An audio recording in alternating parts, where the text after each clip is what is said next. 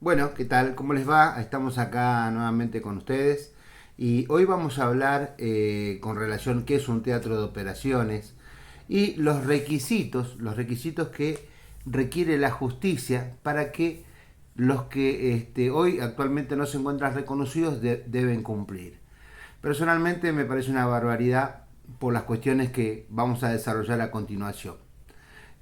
Acordate de darle tu like, de me gusta al video y si podés compartirlo en las redes con otros camaradas me va a ayudar mucho también a difundir nuestra causa y nuestra lucha por la causa también.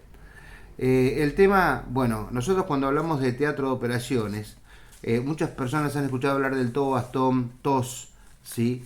En realidad el teatro de operaciones lo define en el reglamento RC22 de conducción para las fuerzas terrestres, que es del ejército argentino.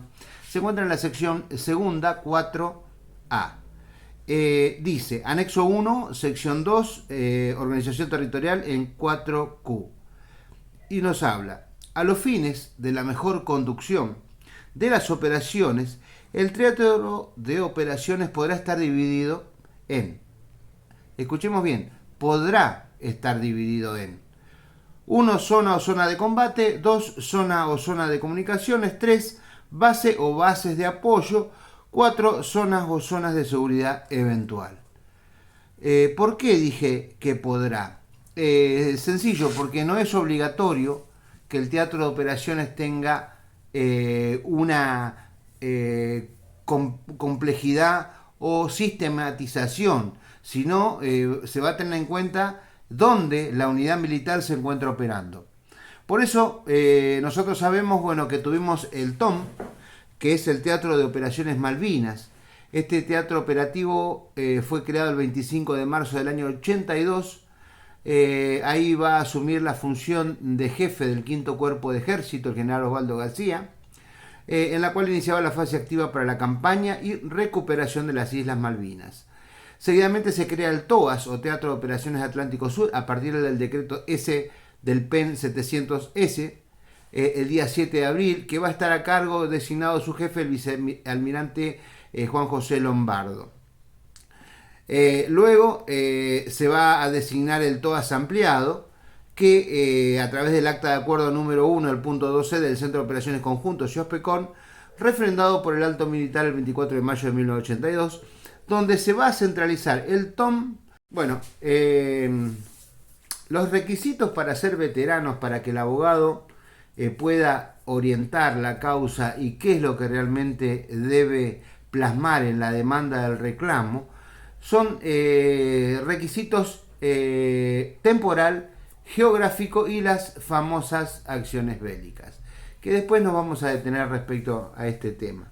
La ley 23.118 del año 1984 no discriminaba a los soldados que lucharon por la reivindicación territorial de las Islas Malvinas, Georgias y Sandwich del Sur en las acciones bélicas del 2 de abril al 14 de junio, tal cual se lo menciona en dicho texto legal. Es decir, los soldados, obviamente, cuadros militares de carrera que desarrollaron acciones bélicas, esta ley le otorgaba, como dice el artículo primero, una medalla de acero, ¿sí? Una medalla de acero en cuyo anverso lucirán, dice la ley, los colores patrios y el nombre y apellido del combatiente. Y en el reverso la inscripción, el Honorable Congreso de la Nación, a los combatientes. Tengamos en cuenta que ya la ley de esa ley 23.118 estaba designando a todos los partícipes del conflicto por las Islas Malvinas como combatientes, ¿sí? Después dice que el artículo segundo dice de que las condecoraciones serán de una sola y única clase para todos, vuelvo a repetir, los combatientes en el conflicto bélico. Entonces, eso por un lado, nos está diciendo que somos combatientes, ¿sí? Ahí no había ningún tipo de acepción de persona ni de derecho. Después ahora nos vamos a ir específicamente a la definición de combatiente. ¿Qué es combatiente? Bueno, según el derecho internacional de conflictos armados de la Cruz Roja o DICA, son combatientes legítimos todos aquellos que cumplen con los requisitos individuales y colectivos establecidos en este derecho. A saber, ¿y qué dice? son los únicos que tienen derecho a participar directamente en las hostilidades. Son también combatientes legítimos y acá empezamos a enumerar quiénes son combatientes legítimos. Miembros de otras milicias y otros cuerpos sujetos a disciplina militar. Los movimientos de resistencia, el guerrillero para ser considerado combatiente legítimo tendrá que actuar en territorio ocupado, llevar sus armas abiertamente durante la acción. Además también cualquier movimiento desde o hacia aquel lugar en el lugar de ataque que va a ser lanzado. O sea, tiene que tener visibilidad. La población de un territorio se enfrenta espontáneamente al ejército invasor, son también combatientes. Todas estas categorías son... Bueno, continuando con esta situación, después tenemos otra situación de combatiente. Esto es según el Estatuto del Combatiente y de Prisioneros de Guerra del 28 de febrero del año 1989. En el artículo Revista Internacional de la Cruz Roja por Jean Deprez dice: principios generales, los miembros de las Fuerzas Armadas de una parte en conflicto son combatientes, con excepción, escuchen bien acá, del personal sanitario y religioso y del personal de la protección civil. Reglamento de la Haya, artículo 1 y 3, protocolo 1 del artículo 43 y 67. Y solo los miembros de las Fuerzas Armadas son combatientes. Pero acá nosotros en Argentina tenemos los pilotos de aerolíneas que son combatientes. El personal religioso que estuvo en las Islas Malvinas son combatientes porque reciben las pensiones otorgadas por la ley de veteranía.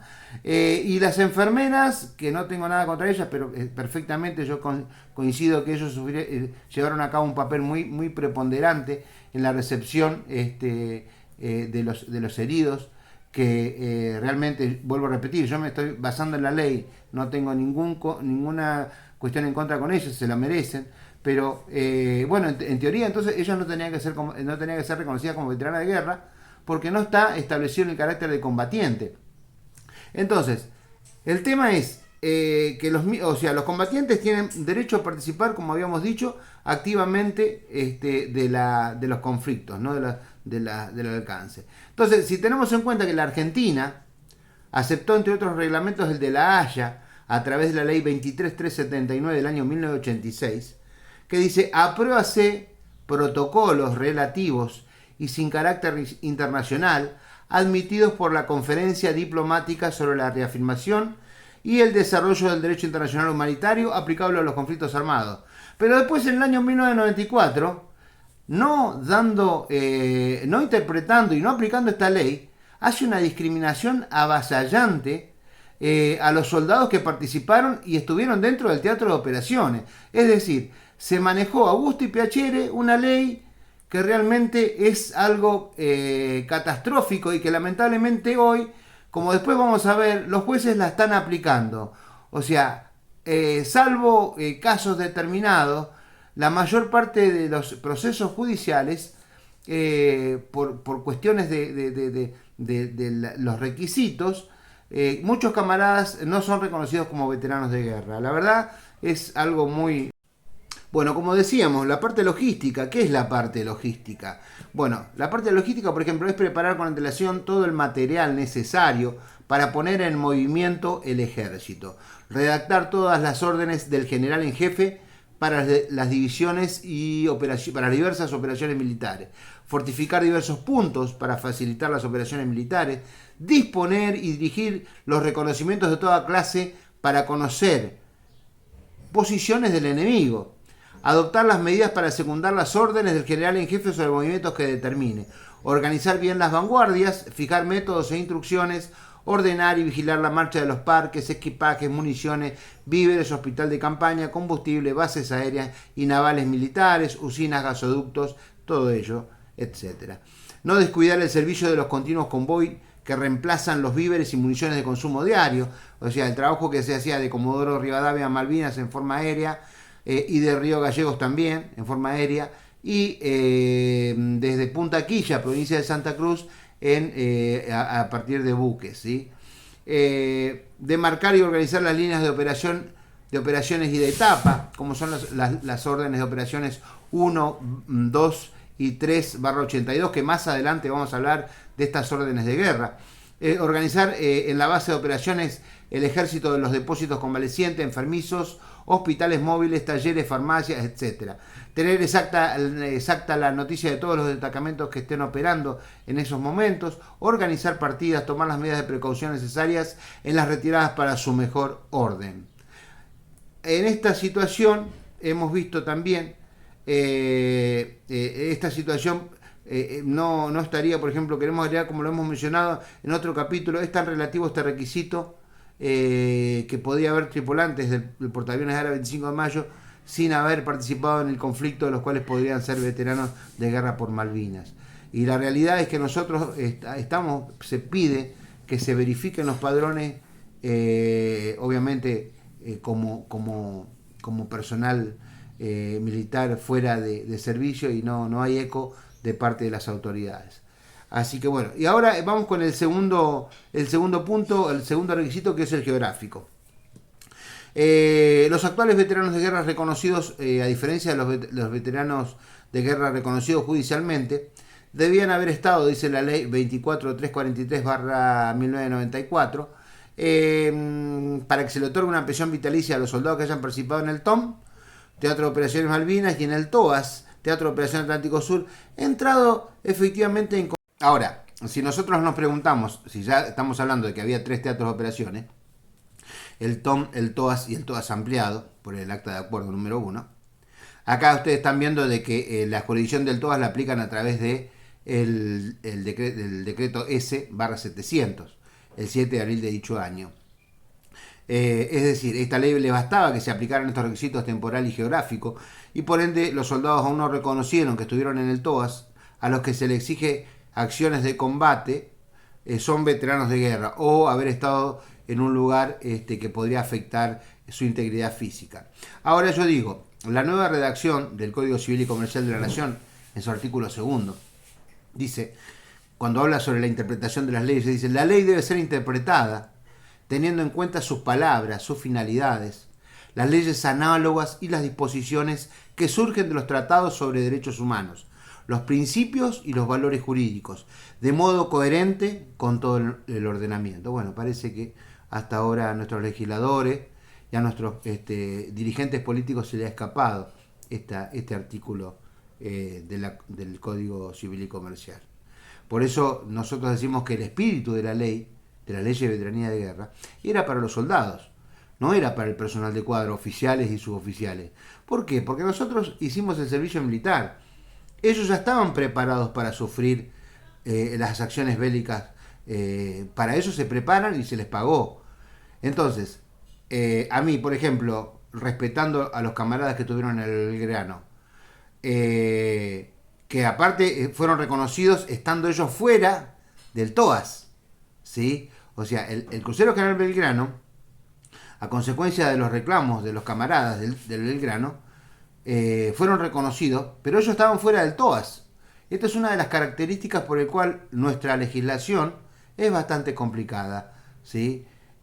Como lo vamos a ver después.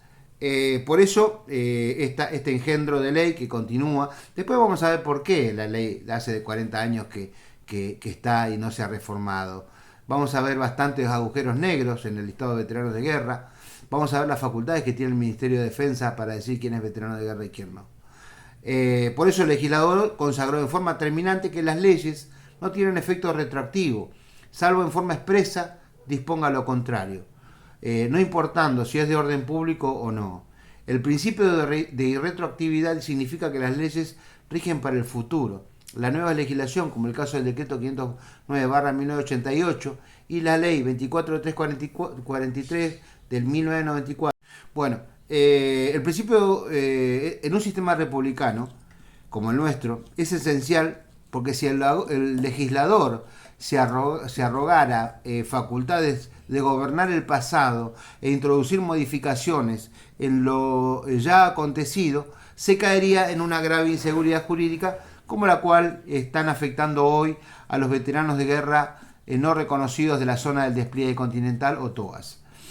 Por eso nadie estaría seguro si lo realizado en el presente podría ser afectado por una ley posterior. Es decir, no hay seguridad jurídica. En definitiva, la retroactividad de la ley se impone para sustentar el principio de seguridad y firmeza de las relaciones jurídicas que parece que los legisladores al sancionar esa ley no tuvieron en cuenta. La retroactividad establecida por la ley no puede afectar derechos amparados por garantías constitucionales. Entendemos que deben ser y quedar claro que ninguna norma puede afectar a derechos amparados por la Constitución Nacional. Este o no mencionado en el artículo en el estudio, el legislador carece de atribuciones constitucionales para desconocer derechos garantizados por la Constitución Nacional. Se entiende para todos los derechos sean o no patrimoniales. Por eso, las leyes son retroactivas, dice la ley, cuando uno vuelve sobre la Constitución, extinción o efecto de una relación jurídica anteriormente constituida o extinguida. 2. Cuando se atribuyen efectos que antes no tenían ciertos hechos o actos jurídicos y estos se aplican a un periodo de tiempo anterior a la entrada de la vigencia de la ley, de donde surge este TOM y este TOAS. Por ello, continuamos, ya habíamos hablado sobre el tema de los teatros de operaciones, ¿sí? Con respecto a la parte puntual. Por eso nosotros a esta altura, entonces nosotros nos preguntamos, ¿no? Sobre los riesgos que cada uno corrió. Por ejemplo, el crucero General Belgrano, los tripulantes del ARA 25 de Mayo y los pilotos de aerolíneas que viajaron a África y Medio Oriente.